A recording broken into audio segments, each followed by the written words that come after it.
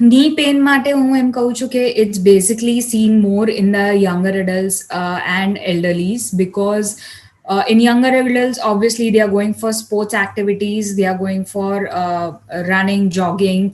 આજકાલ બધા જીમ કરે છે તો બધા everybody is going into squats with heavy weights and stuff, so knee pain occurs. Elderlies, of course, it's osteoarthritic based, so your knee, basically your joint, the knee joint is getting very degenerative phase માં જાય છે. There are two main reasons for knee pain.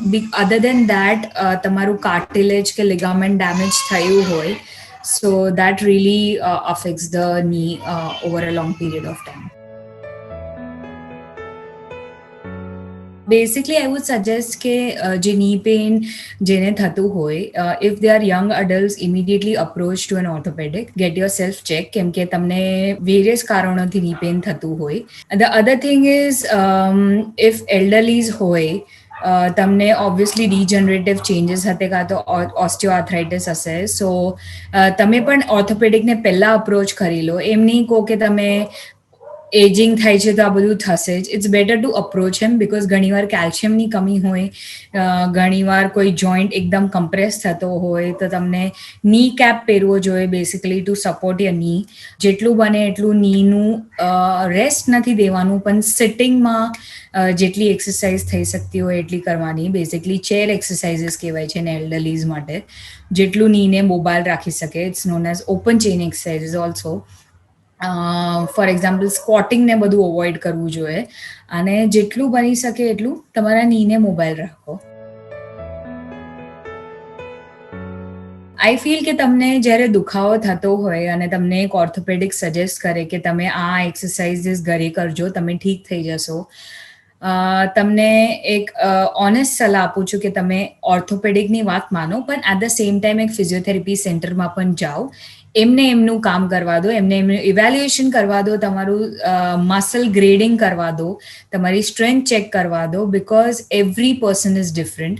એટલે જે exercises તમારા રિલેટિવને કીધી હોય, not necessarily કે તમને પણ એ સેમ એક્સરસાઇઝીસ યુઝફુલ થશે. એટલે તમારી સ્પેસિફિક બોડી ટાઈપને એક્સરસાઇઝ જે થતી હોય એના માટે physiotherapist is very important, because orthopedics see every knee patient in a same category, અને physiotherapist has to evaluate according to the body type અને તમારી એજ પ્રમાણે.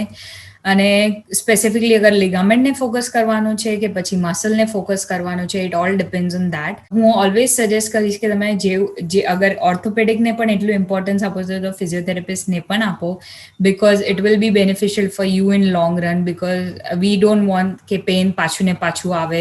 સો it's better to approach both at the same time. Please રાહ નહીં જોવો કે ઓર્થોપેડિકે કીધું છે તો હું 3 મહિના પછી હું જઈશ કે નહીં જાઉં.